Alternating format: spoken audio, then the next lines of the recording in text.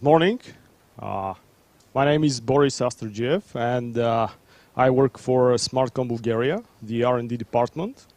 And today I'm going to present you our control plane software, which is a customized version of FreeBSD.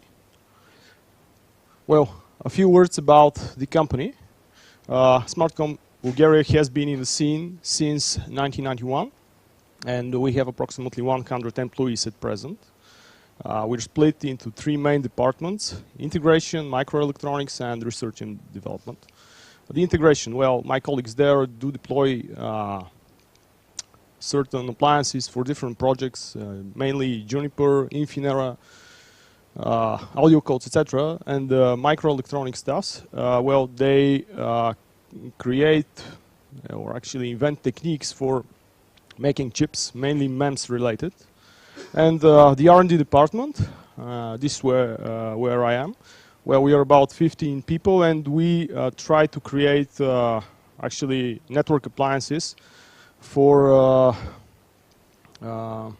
different ISPs, so that we can give them the ability to deliver the triple play service to their clients. Obviously, data, voice, and video. So, how did it start? In the middle of 2007, we had actually this picture here in Bulgaria. This is how ISPs delivered their services, and obviously, as you may presume, from time to time there were no services at all, due to the weather conditions and due to the obviously bad infrastructure. So we had to tackle this issue, and hence our first manageable switch. It has a protection against lightnings, and we have certified that. And it is called Smartswitch Pro 800, a Motorola CPU based on Realtek. It has 8 100 MHz Ethernet copper ports, and it's managed via a GUI. So we wanted. Oh.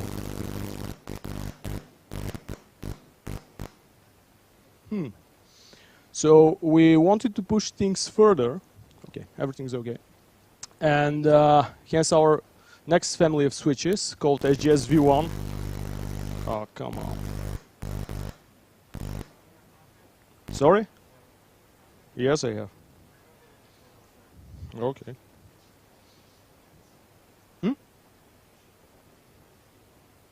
Good day. Low battery. Low battery, sorry.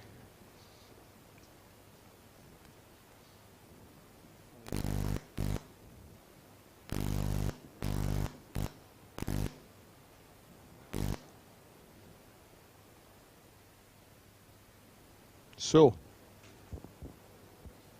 it doesn't work, I think, right now. So, but you basically can hear me. So, I'll continue. And stream, well, that's a pity.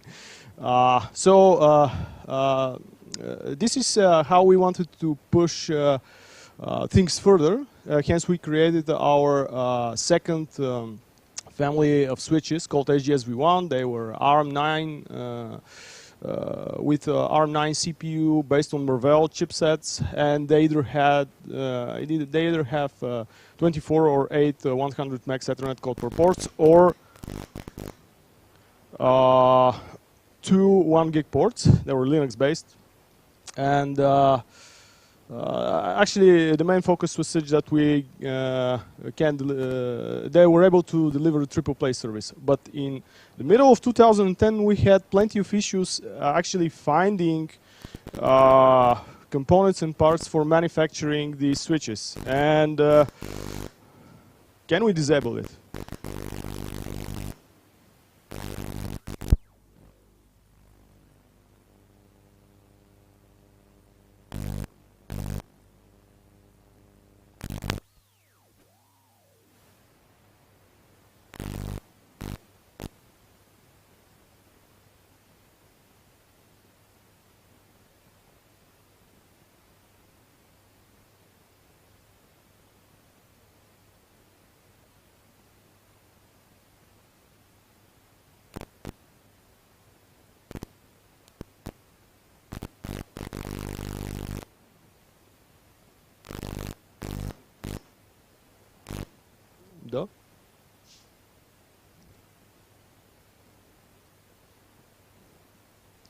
So in the meanwhile, we had a new.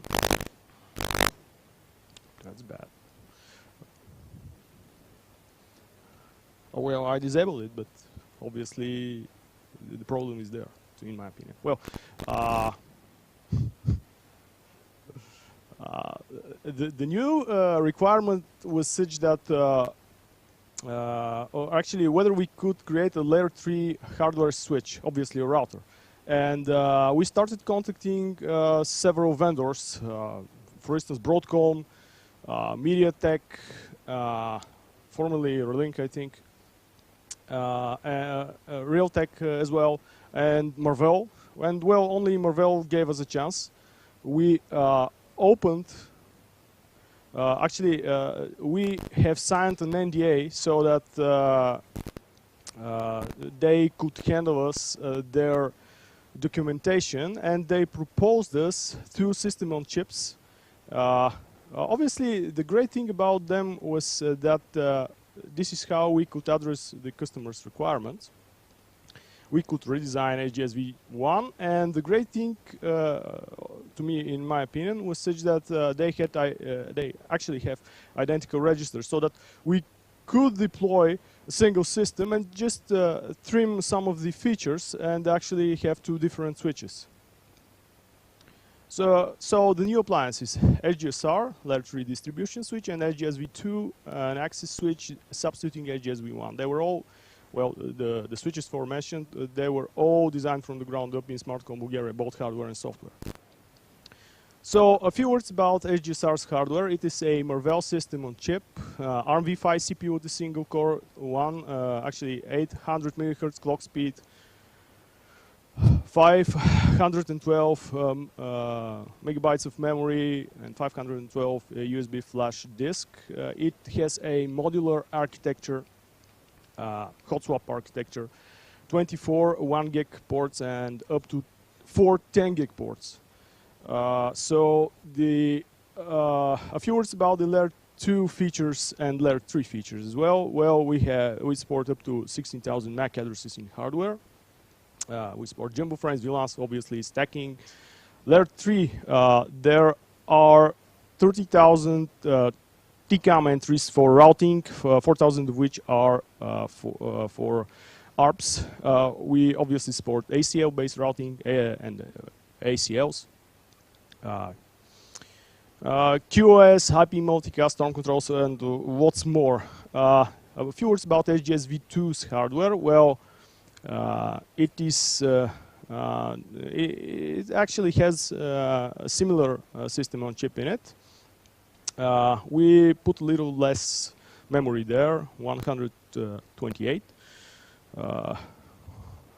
And a few words about the interfaces. 24 multi-speed SPRJ45 ports and 4 combo 1 gig combo ports.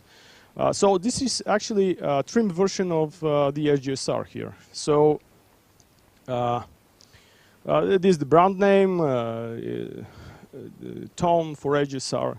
Here's the LGSR ROS. That would be ROS, and our CPE.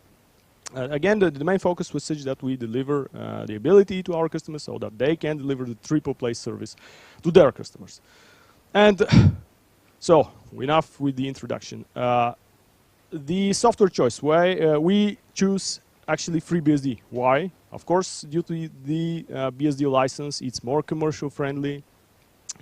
And the Marvell system on chips, well, they had support at that time in the 8th branch, and this is what we use. And obviously, it's not that easy to jump to a newer version, but I will say a few words about it later. We were very inspired by NetGraph at that time. And to me, without starting a flame war here, well, FreeBSD has the biggest BSD community, and this is great. So NetBSD had support for our chips as well, but well, they lacked NetGraph in the main line, and this was an argument to us. OpenBSD did not support our chips, so the argument actually in the decision was quite political, and we had to start immediately so that we can address the deadline. which was a couple of months. So we ended up finally with 7 or 6 months, I think. But I'll skip that. I'll not step any further. So where do we start from?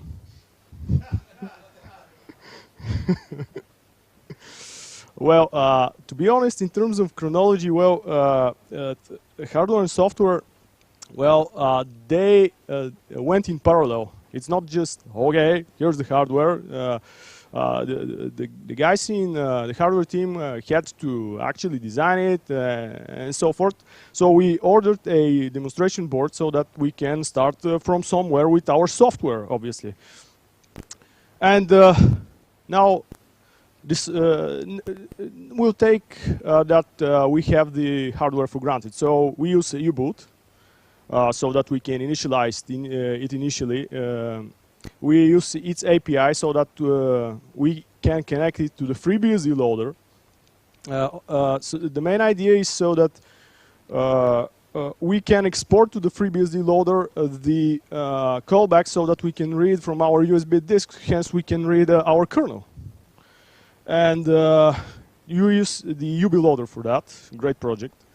Now that we could read actually the kernel, we started reading images, but obviously they were actually borked. Why? Because we had to tweak a little bit the API, and hence I wrote a simple feature in the loader so that I can actually calculate the checksum of the image that I have read, and to be sure that I have read it without erroneous bits, so that on booting I would not experience any,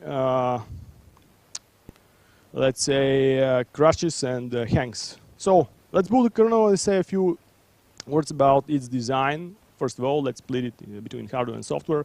Here we have the Marvell Mac and all of its properties and features and ports, obviously physical ports.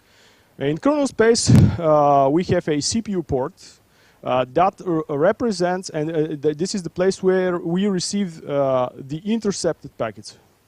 Well, in control plane, we need to intercept packets so that we can actually use some pieces of information of them so that we can configure features of the hardware. Then we have written a hardware library. Well, obviously, we were given such a library, but the license was not quite good. And we had to write it our own. So it's a kernel object, basically with tons of interfaces in it and methods. So its main idea is such that we can control and tweak the features of the hardware here. Then, well, we have 28 physical ports. Well, have it in mind like 28 Ethernet cards. And now we wanted to create a logical representation in kernel for that, and that would be this part here. So we actually created 28 ports that can easily be viewed by, for instance, typing ifconfig. And this is our objects that actually represent the physical part that is down there.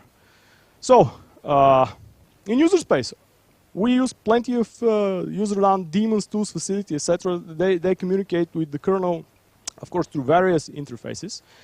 I did split ifconfig on purpose because this was our initial idea, so that this was the main configuration facility where we had to start from something. We obviously couldn't well say, okay, here's the CLI. In the beginning we didn't have a CLI, so the ifconfig facility was its main idea was such that we could control basic features of the hardware. So, the network stack. This is our proposal to the network stack. Well, we have plenty of ports, as I said. They can be either member of an aggregations or they can actually be assigned a VLAN trunk. Obviously, here the unit. Each unit represents a single VLAN for that port, and well, they have plenty of properties. For instance, PVIDs. This is generic here, and some of them inherit actually properties of the interface that is below them. So, for instance, let's say that I want to bridge two interfaces, for instance, a port and a VLAN, in one and the same bridge, actually. So sometimes in control plane you have to do that. You have to somehow unite them. Hence, here's the bridge part. It has obviously again the property of a VLAN, and it has to be the same with its unit members. Then we have an interface called interface. Not quite a wise name, but never mind. It serves as a demultiplexer for different families. For instance, on top of it, it has a sub-interface here. Each sub-interface, for instance, carry a property of a family: IPv4, IPv6, MPLS, etc. This is the main idea. And here's the router part. It operates on these layer 3 actually interfaces. I must admit that we were very inspired by NetGraph for this whole infrastructure, and well, we actually ended up creating our own infrastructure so that we can actually manage the features of the switch. So I'll give you an example here about a single relation here. Let's say I have a port IFNet structure. It has a pointer, a VLAN trunk here that's null, which means basically that I don't have a unit on top of it. Well, the SGS flag here, it's another pointer, and it points to a subset of an aggregation, and this is how we connect. This is how we actually say that. There is an aggregation on top of us, and that this port is actually a member of a aggregation. Then, in order to, we know, I think that you know the if input pointer here. Well, it is usually assigned the ether input function, and this quite busy function. And we wanted to skip that so that we can gain certain amount of optimization. And we actually assign a callback procedure from the module that's on top of us. In our case here, the LAC module assigns a input procedure for its parent one. So, as I said, we gained a certain amount of optimization, but I can't give you performance results, which is bad. So, how do we traverse actually the network stack here? Basically, we received an interrupt here, we fetch the frame, then we end up in the CPU actually call with the mbuff. Now we know the source port, the source physical port, and the source VLAN, so we can send it to our module here. Then we check the glues actually, and if there are non-null, we can pass further, and this is how we actually traverse it. Instead of calling ether input, that's quite busy. That we'll check all of these glues in the same time. The egress-flow, well, sooner or later, the other output function, the if transmit park, where we are hand off a and in the if start we are enqueued with a mbuff. Then in our if start procedure in our module we dequeue it and hand it to our CPU port module, and its job is to actually compile the frame so that it can egress the device. So, a few words about the Unicast router. Well, there are initial obstacles regarding the hardware here. I mean, the TCAM updates, well, they're quite tricky from time to time. You must sustain there the longest prefix match so that it is completely consistent with the FreeBSD forwarding table. And well, sometimes you, in order to write an entry there, you may need to fetch a certain block, populate your entry there, and then you must write the whole block. If you don't do that, it will, you will end up with inconsistencies, and this actually will result in, let's say, software routing, which is bad for a 800 megahertz CPU. So,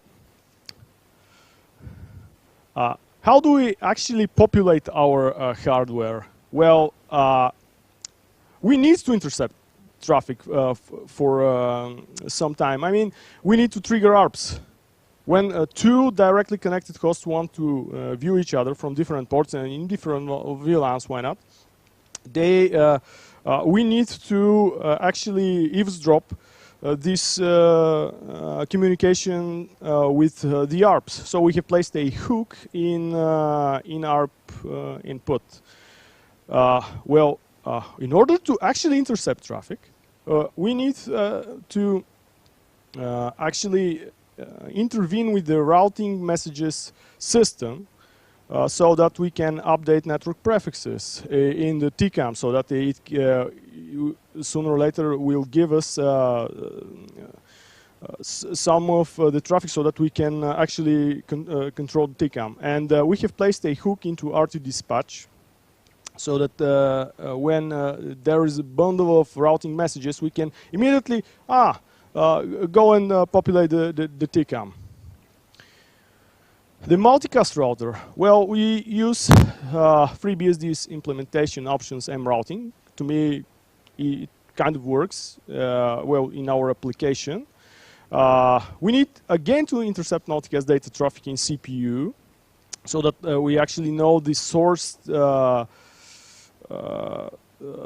IPs of certain multicast streams. And this is how we trigger MFC updates and upcalls to us so that we can populate the cache there. We have placed hooks here and here, and this is how we can track the TCAM activity, this function.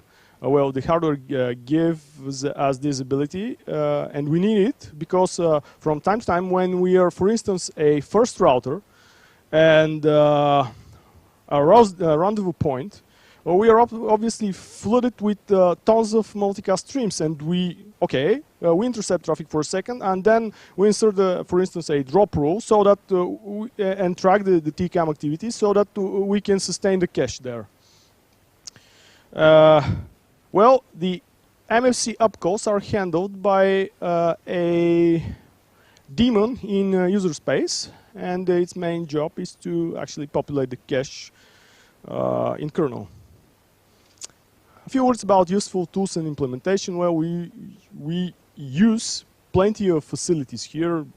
BPF for intercepting packets in raw mode, callouts for repetitive actions, event handlers for syncing different properties synchronously, IOCTLs, kernel object locks for making things atomic.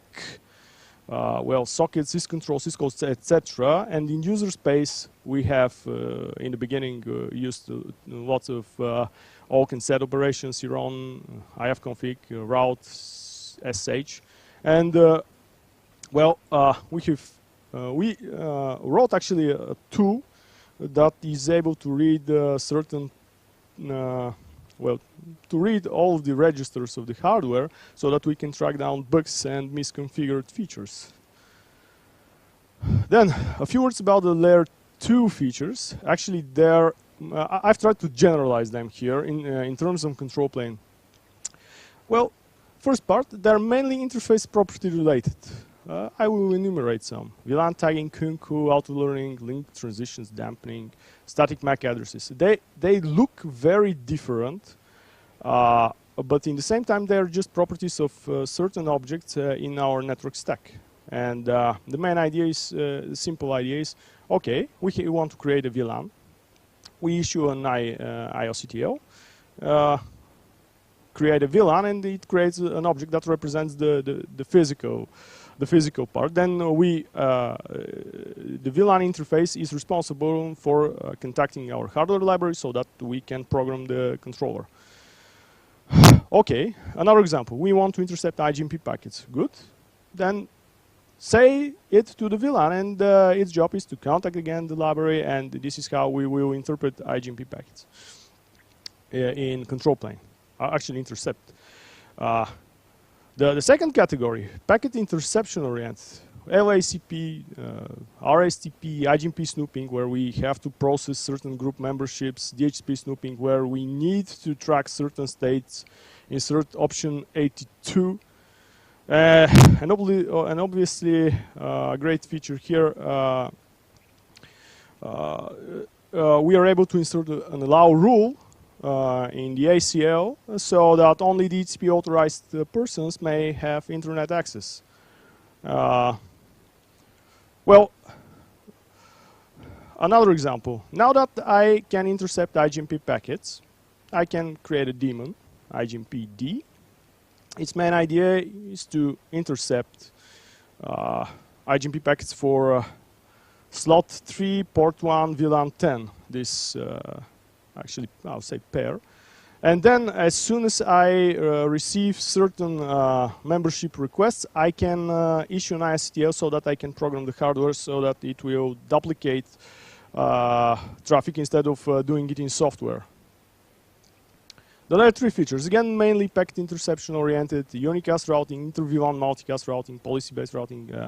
SMP, we can easily use BSNMPD and take it for granted. PIM, sparse mode, BGPD, we can use OpenBGPD, we can use Quagga as well. Of course, it's a little bit tricky because we had to tweak it with the routing messages and our infrastructure. DHCP relay, obviously layer 3 feature, I will not step any further. And another example here, I have a PIM daemon. I set some options so that I can add a bundle of interfaces in an IPM route. Then I program the hardware through the library. I intercept PIM and IGMP packets and multicast frames. And for the configured interfaces, sooner or later, IP input will be called so that it will end up in MFC cache miss upcalls, and this is how we will populate the cache. An example here about non-packet interception oriented features. Well, routing preferences. FreeBSD wouldn't give us a forwarding table that is aware of routing preferences, and we obviously had to write a daemon so that it could handle different, actually identical routes with different preferences and choose the appropriate one. So, the quality of service. We have plenty of rate limiters, storm controls, queues per egress, etc., etc. But in terms of control plane, we had to make our CPU such that we could split the management traffic and the intercepted traffic in different queues.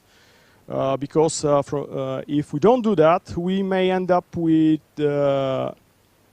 actually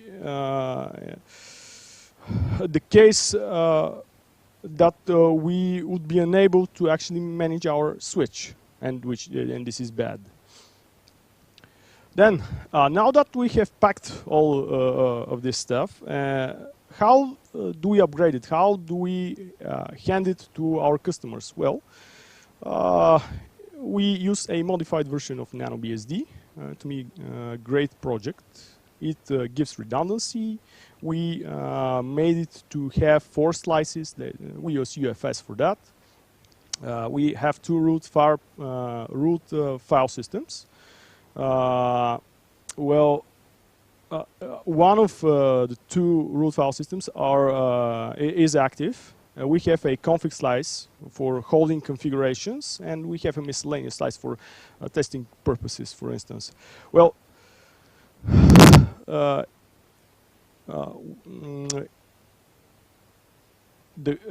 sometimes it's not quite actually good to upgrade a whole NanoBSD image, and hence because it's slow.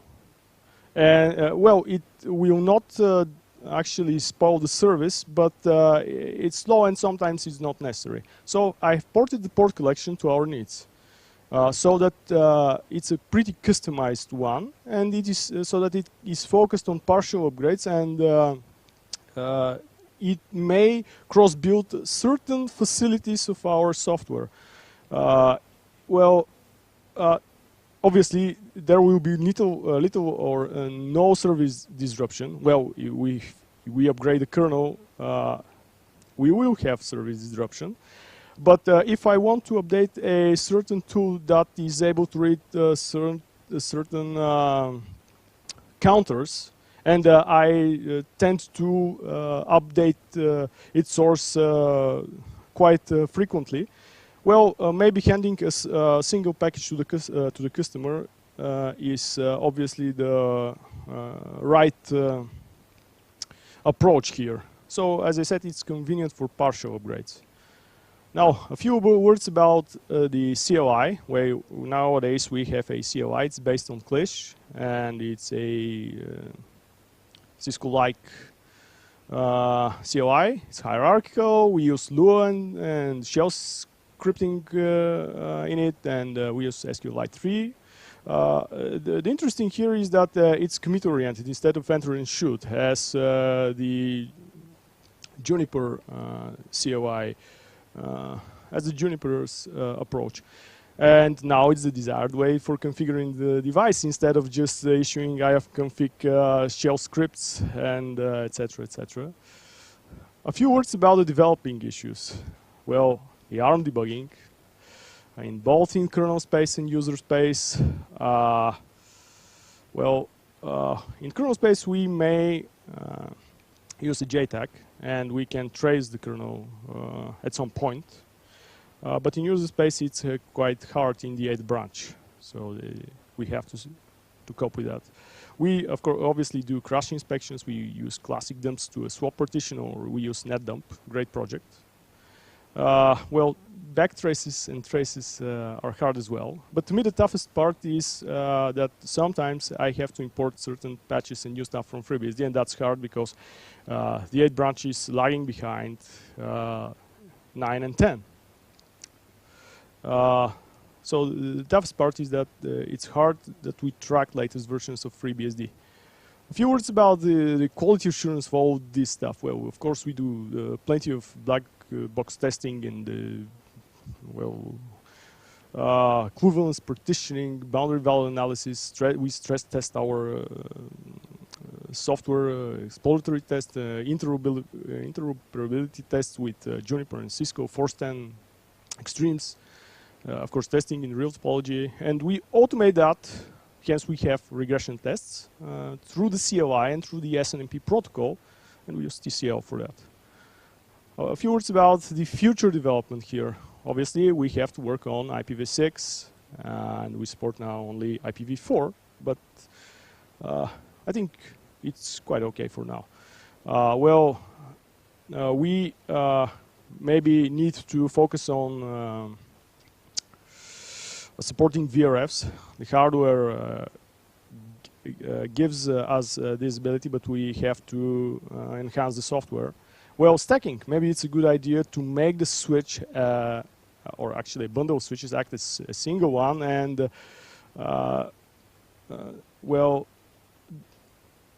so that they can easily be configured via a single CLI. Of course, we have to optimize the code, redesign, re-implement all those bloated parts. I think I end here. So thank you. Do I have time? Yes. I'll use some demonstration here.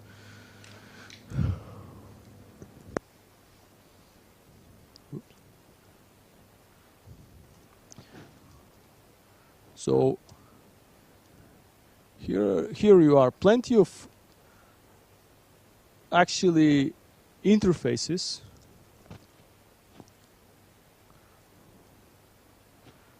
Okay, we have port 3.1, which is a 10 gig port.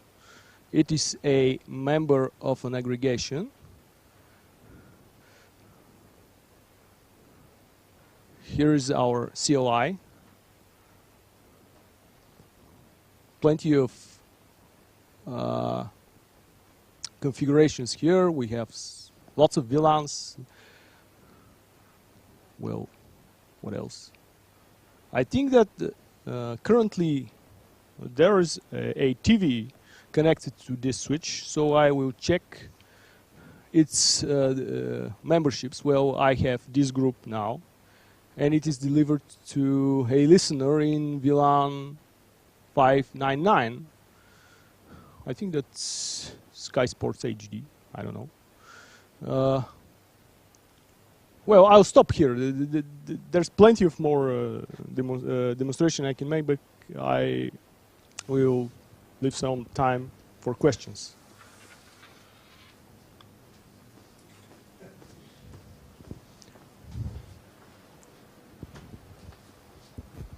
Do you understand right that large part of the traffic flows in the hardware without entering the FreeBSD kernel? Yes. But can you monitor it in the runtime, the amount of traffic, the packets? Yes, I can. I can. Okay. Check. I can actually run a TCP dump on our CPU port, and I can easily view the number of packets per second, for instance. And TCP dump, yes. When it runs now, traffic will start to enter the No. It will only show you the traffic that is to be intercepted. I mean, the traffic that is designated to the control plane. The hardware traffic, no.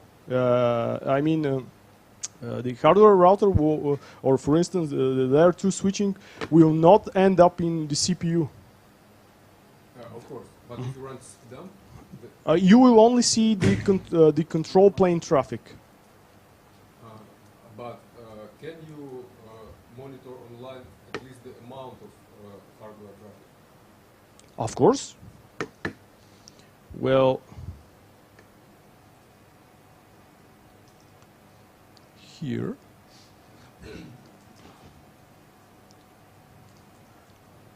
Here it is. I have plenty of counters. They are exported via the SNMP protocol. We can plot tons of MRTG and RD2 stuff there, and we can clear that.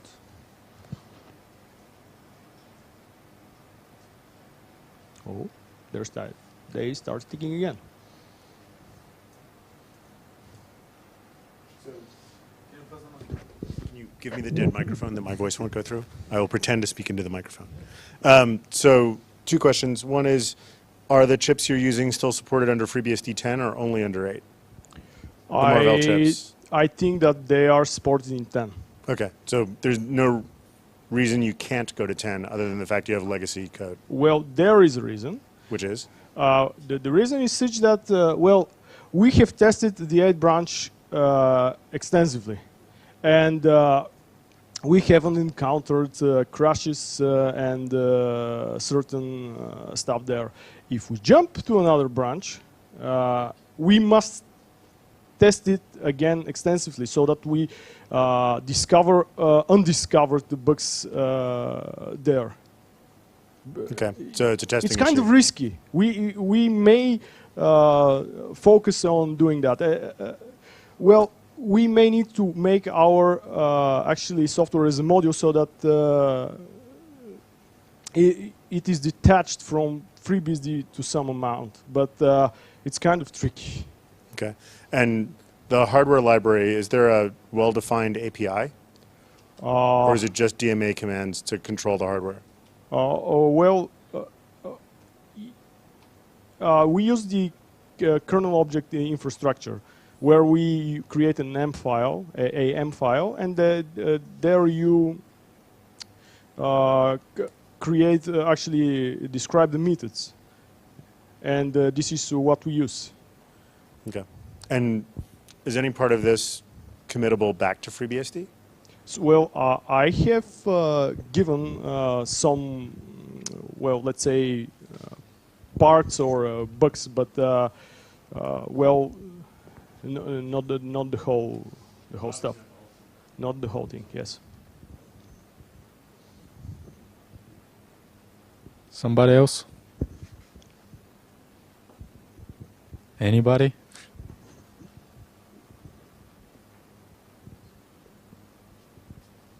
Well, let's thank our speaker then.